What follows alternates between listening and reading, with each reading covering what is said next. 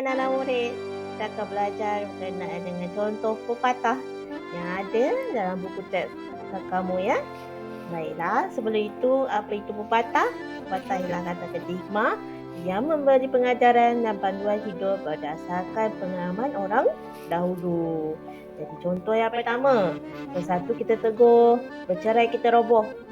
Jika kita bekerjasama, kita akan menjadi lebih kuat, tapi jika kita berpecah belah, kita akan mudah menjadi lemah. Contoh, bata penyapu. Kalau dekat Malaysia, kalau dekat kita lah, kita lebih lihat contohnya lidi. Kalau satu lidi, kita mudah patahkan. Tapi kalau banyak lidi, kita susah untuk patahkan betul. Jadi kalau kita buat sesuatu itu dengan bekerjasama, contoh kamu bantu kakak atau adik atau abang atau ibu bapa kamu lah, ataupun orang sekeliling kamu, kita akan menjadi lebih kuat. Kerja pun jadi lebih mudah. Tapi kalau kita buat seorang je, kerja tu akan jadi lebih susah, kita pun jadi lemah dan kita tak nak teruskan lagi untuk buat satu perkara itu, kerjaan itu. Okey, contoh seterusnya, tak lapuk di hujan, tak lekang di panas.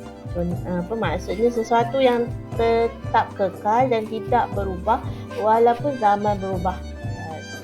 Contoh, kenapa kita kata tak lapuk di hujan, tak lekang di panas? Contoh, sesuatu benda selalu kena hujan, selalu kena panas, dia akan jadi tak elok kan?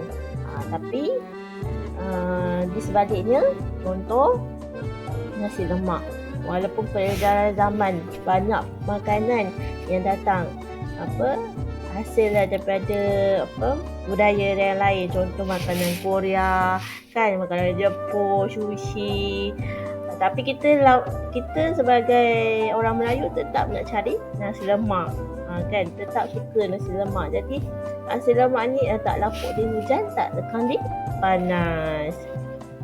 Okey, seterusnya contoh bagaimana acuan, begitulah kuihnya. Maksudnya anak-anak akan mengikut perangai dan didikan ibu bapanya. Jadi kamu contoh, kalau ibu bapa kamu mendidik kamu menjadi seorang manusia yang suka membaca buku, suka belajar, jadi begitulah hasilnya, kamu jadi seorang yang murid yang rajin membaca, rajin belajar. Kenapa peribahasa ini menggunakan acuan dan kuih? Cuba kamu lihat di gambar atau video yang cikgu sediakan. Kalau acuan ni bekas kuih bulat, jadi kuih itu bila kita tekap dia akan jadi bulat. Kalau acuannya bintang, jadi kuihnya jadi bintang. Dan begitulah sebaliknya.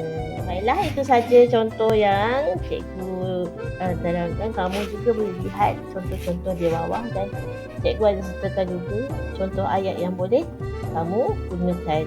Okay, terima kasih anak-anak.